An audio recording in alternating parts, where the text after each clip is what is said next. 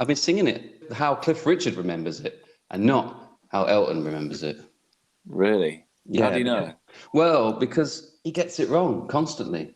Cliff, I've in 2 places, he calls it Cold Rivers, and I keep singing it Cold Rivers, and it's not. It's Slow Rivers Run Cold. I've got the same thing as him, as Cliff.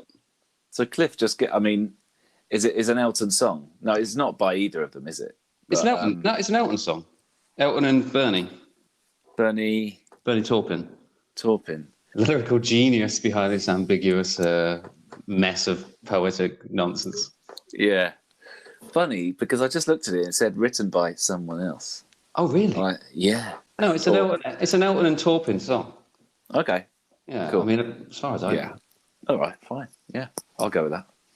No, you just said it's by someone else. So who's this someone else? Does it just say by someone else? Yeah, that's what they do. They don't know. They don't even check. This one was written by someone else from the last one you were listening to. I'm wrong. Everyone's wrong. It's James Newton Howard also performs it. I don't know what he's doing. Oh, he was the musical arranger or orchestrator or something. Okay. He's a soundtrack guy, isn't he? He did lots of soundtracks in the 80s and 90s, I think. Really? Yeah, and he arranged. I think he worked with Elton on the next album that he did, which was the whole reason that Elton's in Sydney on the video clip that we watched is because Elton's doing an Australian tour, and he ends up releasing a recording of him with a Melbourne Symphony Orchestra, blah de blah. You know how big stars always have to do this. They have to hear their music even bigger and more lush and more expensive.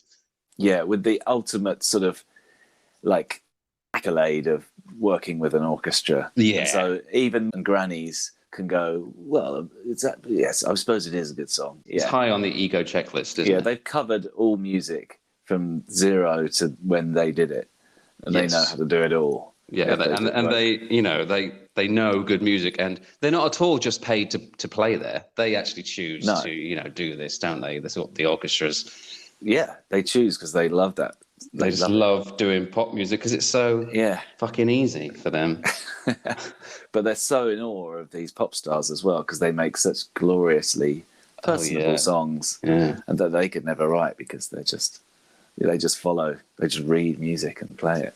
I mean, it was very big in the 90s, like all the shit bands when they had a few singles out and just enough to sort of like make them think that they were big, like the other big bands. They like Shed 7. Fuck, what? Shed 7 afforded an orchestra? I think Chasing Rainbows might have an orchestra on it. The Verve one's the most famous one, probably. Yeah, but that's just Oasis would have definitely done it because they had shitloads of money. They did it with Whatever. Yeah. Right. Yeah. I'm free to do whatever That one. That had an orchestra on it, did it? Yeah, it's just really shit. It starts with it. So oh, God. So bad. And then, of course, Shed 7 had to do it because Oasis did it. And then it was like, Shed 7 are here. Now they got a fucking orchestra. You better take notice of Wick fucking Whitty. Because a lot of it would be like a quartet would want maybe Top of the Pops. Yeah, and of course Metallica did it. Enter Sandman, like dun dun dun dun dun dun. Oh no! And it's supposed to be like minimal, heavy metal guitar, and then it's like. It's like that doesn't belong in that fucking song at all. Well, I think that probably came from one of our favourites here on the show. It probably came from Live and Let Die. Probably did. Yeah. And Guns N' Roses doing that. Yeah. Guns N' Roses were big on that. Oh, of course, November Rain. Anyway, that's what we just said. One for another pod. Just us. Yeah, Genesis probably did it. And, riveting stuff. Okay, so Small Rivers, what's it called? Cold Rivers? Cold Rivers Run Small.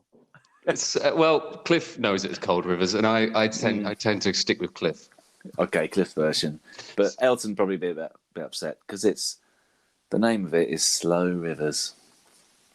Yes, it is. Yeah, sorry, I had to look at it. Yeah, it's actually, it's not shallow rivers, it's not cold rivers, it's slow rivers. Yeah. But it has some of the worst lyrics. They're going for a sort of rivers, water, weather. Weather, yeah. And the weatherman looks confused. Yeah, shakes his fist at the sky like you used to do. Oh, see the way they just... shaking his fist at the sky. Who does that?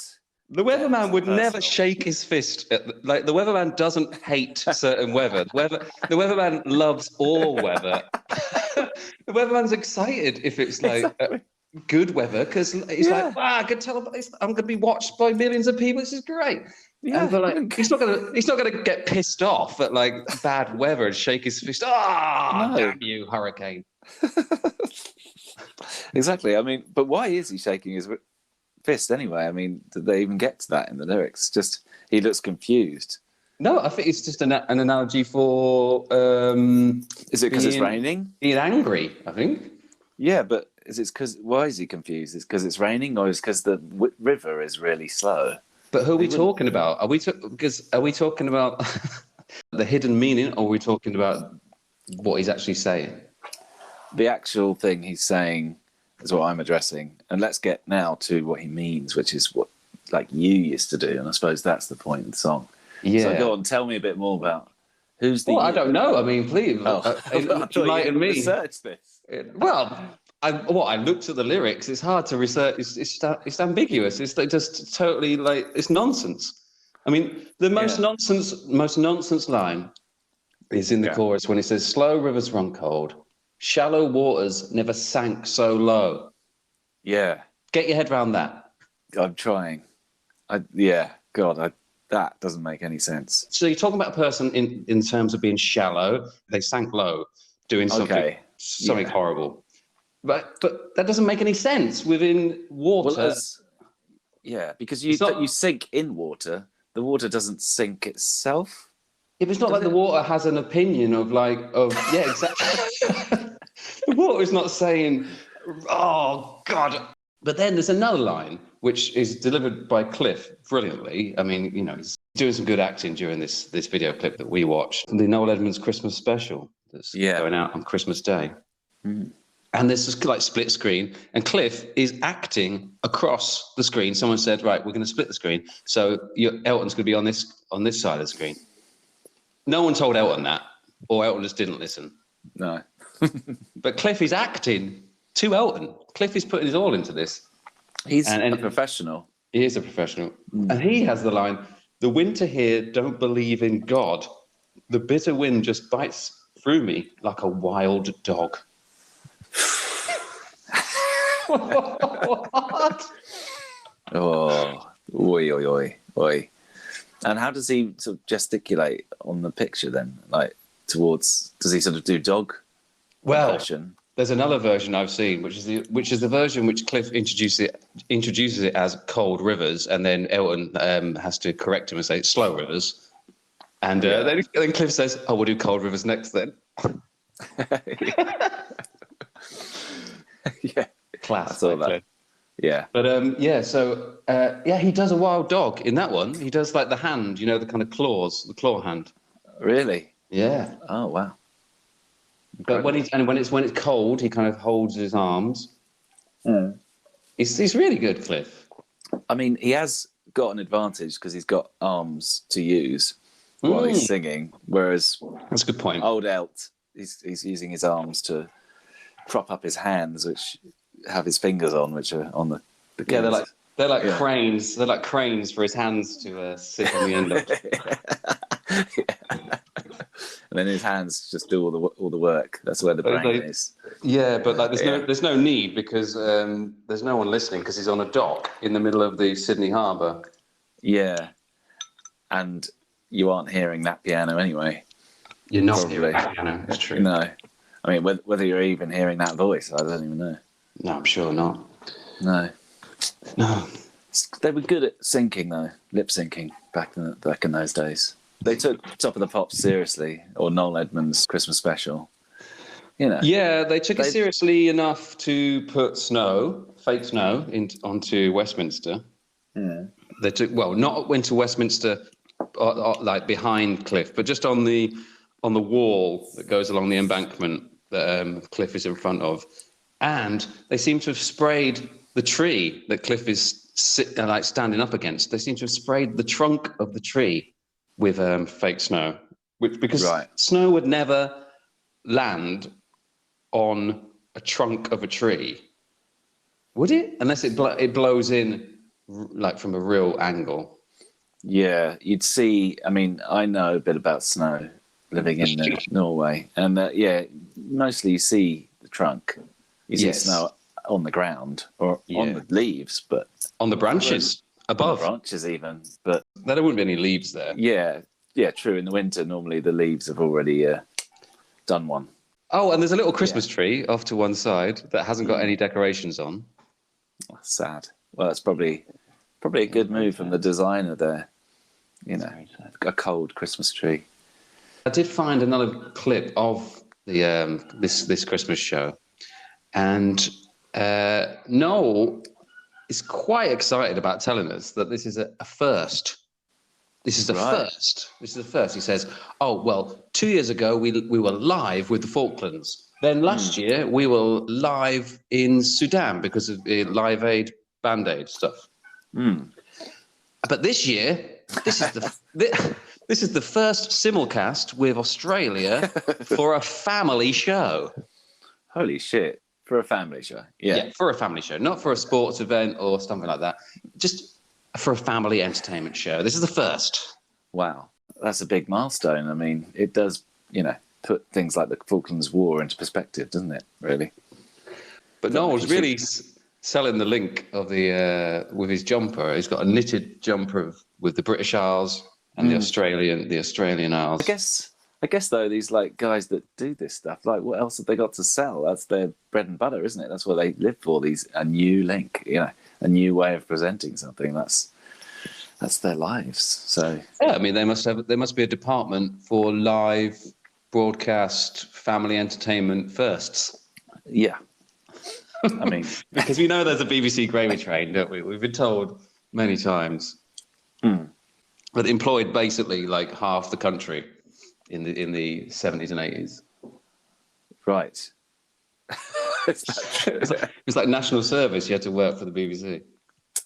Okay. That's a shame those days are gone, isn't it? Now it's we could have all learned how to press buttons and do faders and stuff. Yeah, now it's all sewn up by, rich kids who have enough money to work for free for 3 years. I've been listening to this song a bit, and I noticed it was like 8th on the album. Right. It does have that sort of not the biggest hit kind of feel. Well, I think Elton has described this album as his worst album. Really? Yeah, Leather Jackets it's called. Yeah. And it was not well received. And he has a quote of him saying during the recording, "I was not a well budgie. I was married and it was just one bag of Coke after another."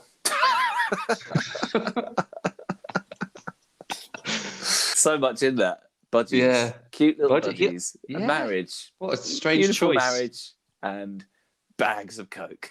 And then from his long-term producer, Gus Dudgeon, there was a chance he could polish himself off. He'd go out and do some Coke and it would be all over his mouth. His nose would be running and I'd go, "Oh God, this is just awful." So yeah, this is not a high point for Elton. No. And what did Cliff think about all this? Clean living Cliff. Well, Cliff was having a great time, and Cliff was knocking it out the park. He just had "Living Doll." Really? Oh, yeah. Which the big charity single with the Young Ones and Hank Marvin. Yeah. And then that was a number 1, and then he had a number 3 duet with Sarah Brightman, which I'd like to come back to another time. It's delicious. It's from the Phantom of the Opera, and the video is. And the name of that song for the listeners? All I Ask of You. Yeah, I think I know that one. So is he maybe doing a bit of a favour for old bag of Coke Coke knows Elton. Who's I think playing down so. the I think tubes. Elton is. Yeah. I think Elton is bringing Cliff in, just like, please, mate. I mean, I'm having a nightmare with this album, and just Yeah. can you do something for me? Because they're old friends. Because Cliff was on Elton's Rocket Records, and they had a little nickname for Cliff because he used to call them up, and Cliff was called Sylvia. Really? Yeah. Do you know why? Why? Because he used to ring the office each week asking if his record had gone silver yet. Sylvia Disc was his name. Sylvia Disc, lovely. Apparently, he did it in one take. Cliff was just so good. Elton was like, put a guide track down. Cliff was like, yep, and said, this is the master. Wow. I mean, and Cliff just walked out the studio and said, I trust you. Sounds good. You know, yeah. I mean, it's not the most powerful, like, sort of delivery I've ever heard from Cliff. Cliff doesn't sort of do power, does he? Cliff doesn't power. He doesn't, no. It sounds like Cliff, yeah. I mean, Cliff is more soft and clear. Very clear, very clear. Yeah. A lovely tone he's got. Lovely tone. And he has that inoffensive smoothness. Yeah, I guess he's like, this is a duet, so he's not the main. I mean, he's 50% of the main thing. He's a giving duet partner, I'm sure. Yeah, he is. He would never take over. I think he gives on this one. I think it's really Elton's bag. This, I think, just tips it. Elton kind of dominates a little. Well, it's because it's in his style, and it's with Bernie writing the lyrics, and you know, he's comfortable with that. Yeah. But as opposed to like Living Doll or whatever, like where Cliff's right close in the mix, or Summer Holiday, for instance. You know, you're going to say he's a bit out in the cold in this one, is he? I would say. Yeah, I mean, the weatherman looks confused. And, he was not a well budgie. Easy. Do you know what else that Elton John did around this time? Tell me. He was on Barnsley's finest Northern act, Saxon. He was on their album playing piano on a song called Party Till You Puke. Really? So check that out for some Elton action. But that might have been like a coke party in the recording studio that just went too far. Yeah, sounds like it. Like, who else is in the other rooms? Yeah, we got a song called Party Till You Puke. Elton is like busy puking in a bucket. Oh, I'll do that. Boogie woogie piano over heavy metal. I'm there. I'll do that. Yeah. I mean, that's not a Elton high point. But shall we move on to the next song? You're moving on to what you think is an Elton high point. Yes. Yeah. I'd say so. Yeah. Yeah. So say goodbye to Cliff. Say goodbye to Cliff. This is Cliff saying, bye, Cliff. Elton says hello to, and this time I think he's taking second fiddle. Oh, yes. To the wonderful, the great, the late George Michael, and Don't Let the Sun Go Down on Me. Absolutely. Oh, yeah. This is a big one. It's the big one.